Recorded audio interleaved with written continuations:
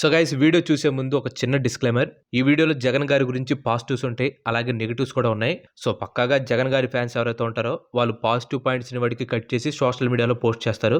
అలాగే జగన్ గారి anti fans అంటే టీడీపీ వాళ్ళు, జనసేన పార్టీ వాళ్ళు వీళ్ళు నెగిటివ్ పాయింట్స్ని కట్ చేసి సోషల్ మీడియాలో పెట్టుకుంటారు. సో అటు నుంచి వాళ్ళు, ఇటు నుంచి వీళ్ళు అందరూ కలిసి నన్ను ప్రభాజంగలం, యశంగలం, నన్ను మింగళం అయితే జరిగిద్ది.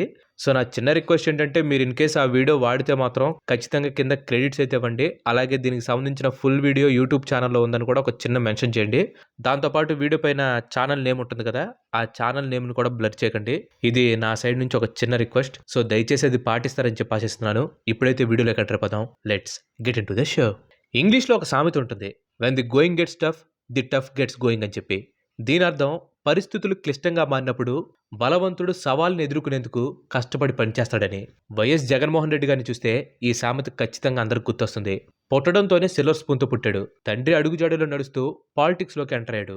తండ్రి వేసిన పూలబాటలో జీవితం సాగిపోతుంది అనుకున్న టైంలో జగన్ గారితో పాటు కోట్ల మంది తెలుగు ప్రజల్ని శోకసంద్రంలోకి నెట్టేసింది వైఎస్ రాజశేఖర రెడ్డి గారి అకాల మరణం.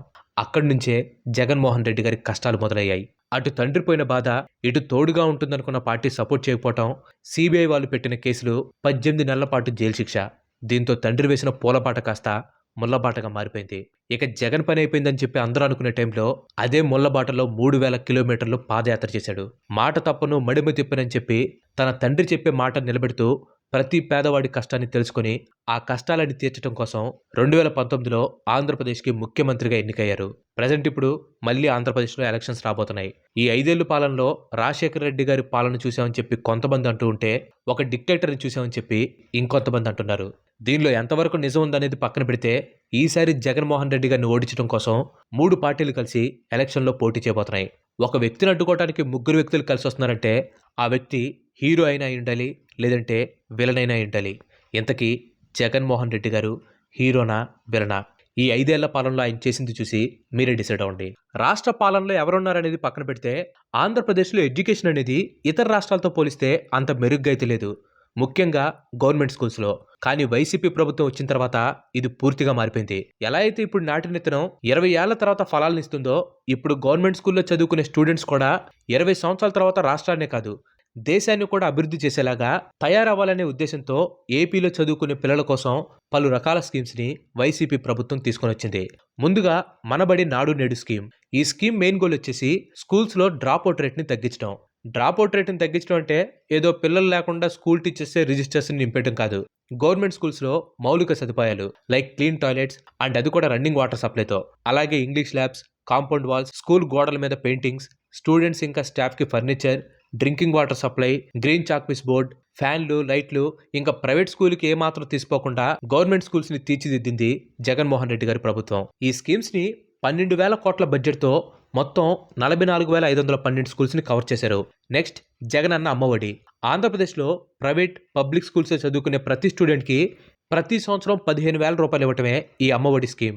గడిచిన 4 ఏళ్లలో వైసీపీ గవర్నమెంట్ అమ్మఒడి కింద దాదాపుగా 19,617 కోట్ల రూపాయలని ప్రజా ఖాతాల్లోకి జమ చేసింది. కేవలం 2022లోనే 44,48,865 మంది తల్లుల ఖాతాల్లో 6,595 కోట్ల రూపాయలని జమ చేశారు. ఈ స్కీమ్ మెయిన్ గోల్ ఏంటంటే, పేదరికం కారణంగా ఏ తల్లి తన పిల్లల్ని పాఠశాలకు పంపకుండా ఉంటారో వాళ్ళకి భరోసాగా నిలబెట్టమే. విద్యారంగంలో నమోదు శాతాన్ని పెరిగేలాగా ప్రోత్సహించడంలో ఈ పథకం కీలకంగా సహాయపడుతుంది.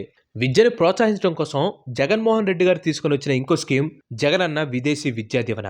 ఈ స్కీమ్ మెయిన్ గోల్ వచ్చేసి, పూర్ బ్యాక్గ్రౌండ్ ఉన్న స్టూడెంట్స్కి ట్యూషన్ ఫీజ్, ఎగ్జామ్ ఫీజుతో వారికి అవసరమైన అన్ని రకాల ఫీజుని కట్టి హయ్యర్ ఎడ్యుకేషన్స్ కోసం ఫారెన్కి వెళ్లేలాగా వాళ్ళకి సపోర్ట్ చేయటం. విదేశాల్లో ఉన్నత విద్యను అభ్యసించాలని కళ్ళ కనే విద్యార్థులకి తమ కళని నెరవేర్చుకునే అవకాశం ఈ స్కీమ్ ద్వారా వైసీపీ ప్రభుత్వం అందిస్తుంది. దీని ద్వారా విదేశాల్లో విద్యను పొందే వారి సంఖ్య గత 2 సంవత్సరాలతో పోలిస్తే 50% వరకు పెరిగింది. డిసెంబర్ 2022 నాటికి జగనన్న విదేశీ విద్యా దీవెన కింద 1,645 మంది విద్యార్థులు సహాయాన్ని పొందారు. ఈ పథకం కోసం ప్రభుత్వం 112 కోట్ల రూపాయలని ఖర్చు పెట్టింది.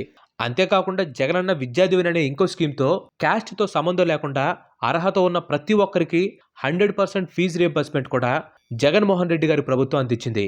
ఈ స్కీమ్ ద్వారా 24,74,544 మంది అర్హత ఉన్న స్టూడెంట్స్కి 9,051 కోట్ల రూపాయలని పంపిణీ చేయడం జరిగింది. ప్రపంచాన్ని మార్చివేయడానికి మీరు ఉపయోగించగల అత్యంత శక్తివంతమైన ఆయుధం ఏదైనా ఉందా అంటే అది విద్యే. ఈ మాటలు నేను కాదు, నెల్సన్ మండేలా చెప్పారు. ఆయన చెప్పిన మాటలు నమ్మిన జగన్మోహన్ రెడ్డి గారు ఆంధ్రప్రదేశ్లో ఎడ్యుకేషన్ విషయంలో ఎలాంటి కాంప్రమైజ్ అయితే అవ్వలేదు. నేను ఇక్కడ నా పర్సనల్ ఒపీనియన్ ఒకటి యాడ్ చేద్దాం అనుకుంటున్నాను. నిజంగానే ఏ ప్రభుత్వం కూడా చిన్నపిల్లల గురించి ఎంతలా అయితే ఆలోచించలేదు. సో ఈ విషయంలో మాత్రం వైఎస్ జగన్మోహన్ రెడ్డి గారు ఒక స్టార్ హీరో. Next pension. ఇంకా పెన్షన్ విషయానికి వస్తే వైఎస్ఆర్ పెన్షన్ కానుక పేరుతో వైసీపీ గవర్నమెంట్ ఈ స్కీమ్ని లాంచ్ చేసింది. ఈ స్కీమ్లో భాగంగా వృద్ధులకి ప్రతి నెల 3,000 రూపాయల పెన్షన్ అందిస్తున్నారు. 2019లో 2,000గా ఉన్న పెన్షన్ అమౌంట్ని విడతల వారీగా పెంచుకుంటూ వచ్చి ఫైనల్గా ఆ అమౌంట్ని 3,000 రూపాయలు చేశారు. కేవలం వృద్ధులు మాత్రమే కాదు, ఈ స్కీమ్ కింద వికలాంగులకి, ట్రాన్స్జెండర్స్కి, డప్ ఆర్టిస్టులకు కూడా పెన్షన్స్ అందుతున్నాయి. క్రోనిక్ కిడ్నీ డిసీజ్తో బాధపడుతూ గవర్నమెంట్ ఇంకా ప్రైవేట్ హాస్పిటల్స్లో డయాలసిస్ ట్రీట్మెంట్ తీసుకుంటున్న వాళ్ళకి నెలకి 10,000 రూపాయలు ఇవ్వడం కూడా ఈ స్కీమ్లో భాగమే. 2019 నుంచి ఇప్పటి వరకు వైసీపీ ప్రభుత్వం ఈ పెన్షన్ కోసం 83,526 కోట్ల రూపాయలని ఖర్చు చేసింది. జగన్మోహన్ రెడ్డి గారు తన పాలనలో తీసుకొని వచ్చిన బెస్ట్ పాలసీస్లో వాలంటీర్ వ్యవస్థ కూడా ఒకటి. వృద్ధుల పెన్షన్స్ని అందించడం దగ్గర నుంచి కోవిడ్లో ప్రతి ఇల్లు తిరిగి మందులు అందించడం వరకు ప్రతి విషయంలో వాలంటీర్లు ప్రజలకి సాయపడుతూ ఉన్నారు. వీళ్ళు ప్రతి నెల మొదటి తారీఖు రాగానే ఇంటింటికి తిరిగి పెన్షన్లు ఇవ్వటం, గవర్నమెంట్ పథకాల్ని ప్రజలకు అందేలాగా చేయడంతో పాటు కోవిడ్ టైంలో ఫారెన్ నుంచి వచ్చిన వాళ్ళని ట్రాక్ చేసి కోవిడ్ మ్యాపింగ్లో గవర్నమెంట్కి చాలా సహాయపడ్డారు. గవర్నమెంట్ తీసుకుని వచ్చిన 2,60,000 మంది వాలంటీర్లు ఎంత కష్టపడి ప్రజలకు సేవ చేస్తున్నా కానీ కొంతమంది అపోజిషన్ నాయకులు మాత్రం వీళ్ళని చాలా చులకనగా చూస్తూ చాలా చులకనగా మాట్లాడుతున్నారు. ఒక నాయకుడు వీళ్ళని కిడ్నాప్లకి కారణం అని చెప్పంటుంటే ఇంకొక సీనియర్ నాయకుడు ఈ వాలంటీర్లు ఇంట్లో మగవాళ్ళు లేనప్పుడు ఆడవాళ్ళని చూసి తలుపులు కొడుతున్నారని చెప్పి చాలా చులకనగా చూసి మాట్లాడుతున్నారు. కోర్స్ ఉన్న 2,60,000 మందిలో అందరూ ఉత్తములు ఉంటారని చెప్పి నేను అంటలేదు. కానీ ఎక్కడో ఒకరిద్దరిని చూసి అందరిని అలా జనరలైజ్ చేసి మాట్లాడటం మాత్రం కరెక్ట్ కాదని చెప్పి నా ఉద్దేశం. అండ్ ఈ వాలంటీర్స్ వ్యవస్థకు సంబంధించి నా పర్సనల్ ఎక్స్పీరియన్స్ కూడా ఇక్కడ నేను చెప్తాను. రీసెంట్గా మా తాతయ్య హాస్పిటలైజ్ అయ్యాడు. అంటే కరెక్ట్గా ఫిబ్రవరి 29న.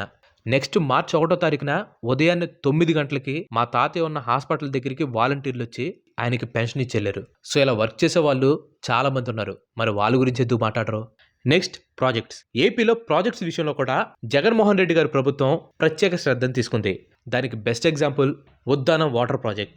ఆంధ్రప్రదేశ్లో ఉన్న ఉద్దానం ప్రాంతం గురించి ప్రత్యేకంగా చెప్పాల్సిన అవసరం లేదు. ఆ పేరు వినగానే కిడ్నీ సమస్యలతో బాధపడే ప్రజలే మనకు గుర్తొస్తారు. ఈ సమస్యకు పరిష్కారం కోసం దాదాపు 40 ఏళ్ళు ఎదురుచూసిన ఆ ప్రాంత ప్రజల కలను సీఎం జగన్మోహన్ రెడ్డి గారు నిజం చేశారు.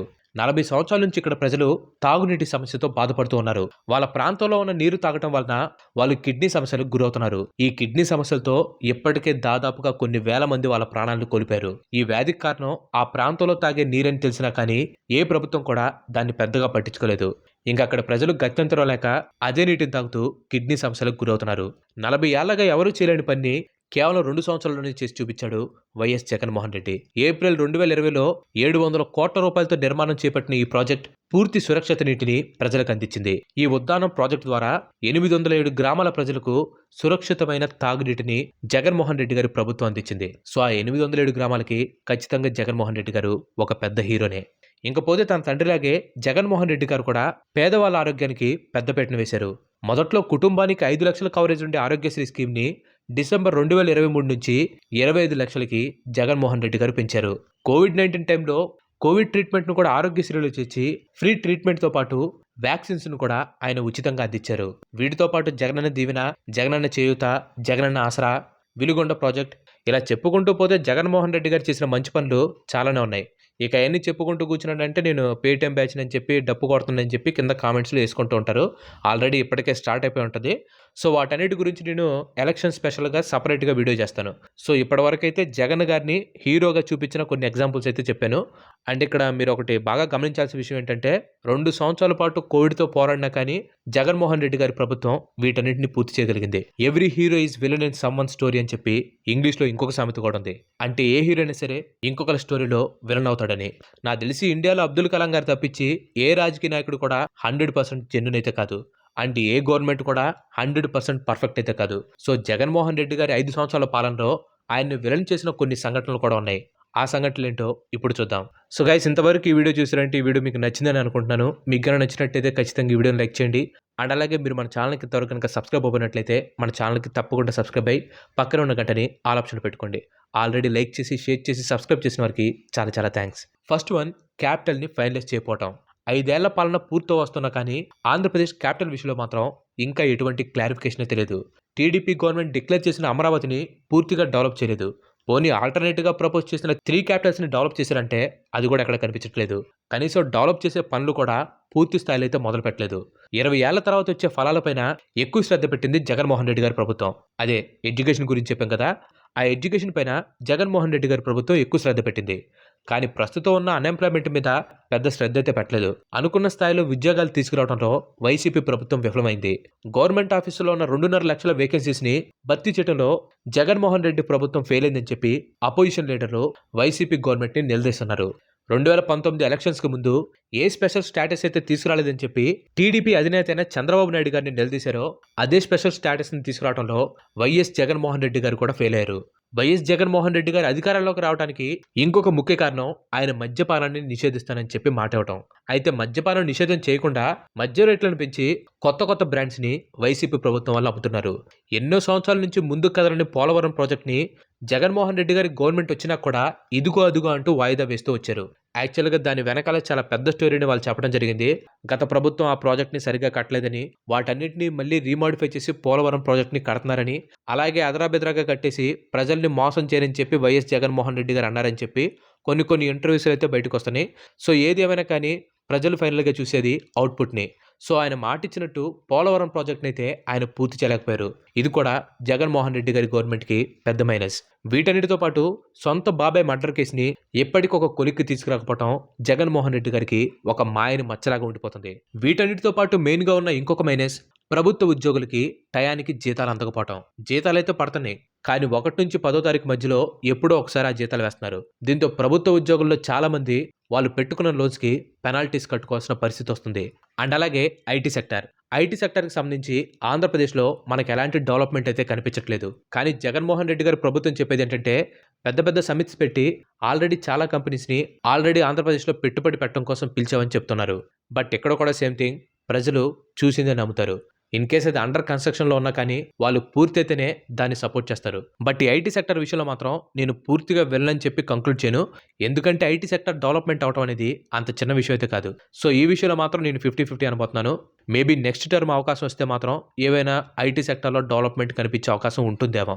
ఇది జస్ట్ నా ఒపీనియన్ మాత్రమే. ఇది 100% ట్రూ అని మాత్రం నేను అనట్లేదు. అలాగే జగన్మోహన్ రెడ్డి గారిని విలన్ చేసిన ఇంకో సంఘటన ఆయన పైనుండే కేసులు. ఆ కేసులు నిజమా కాదా, అది నిరూపించబడిందా లేదా, ఇవన్నీ పక్కన పెడితే ఆ కేసుల వల్ల చాలా మంది జగన్మోహన్ రెడ్డి గారిని ఒక విలన్ లాగే చూస్తున్నారు. సో ఇలాంటి నెగటివ్స్ కొంతమంది ప్రజల దృష్టిలో వైఎస్ జగన్మోహన్ రెడ్డి గారిని ఒక విలన్ గా చూస్తున్నాయి. సో ఫైనల్ గా వైఎస్ జగన్మోహన్ రెడ్డి గారి హీరోనా విలన్ అంటే పిల్లల ఎడ్యుకేషన్ విషయంలో మాత్రం 100% హీరో అనే చెప్తాను. మిగతా వాటి విషయానికి వస్తే పెద్ద ఆయన ఒక మాట చెప్పాడు. ఆ మాట నేను చెప్పడం కంటే ఆయన నోటితో వింటేనే అది బాగుంటుంది. అవసరాల కోసం దారులు తొక్కే పాత్రలు తప్ప హీరోలు విలన్లు లేరి నాటకంలో. So that's it guys. Thanks for watching. ఈ వీడియో కనుక మీకు నచ్చినట్లయితే లైక్ చేయండి, షేర్ చేయండి. అండ్ అలాగే మన నెక్స్ట్ ఎపిసోడ్ మిస్ కావద్దు అనుకుంటే మన ఛానల్కి తప్పకుండా సబ్స్క్రైబ్ అవ్వండి. ఇంకో మంచి ఎపిసోడ్లో మళ్ళీ కలుద్దాం. Till then bye bye. Have a nice day.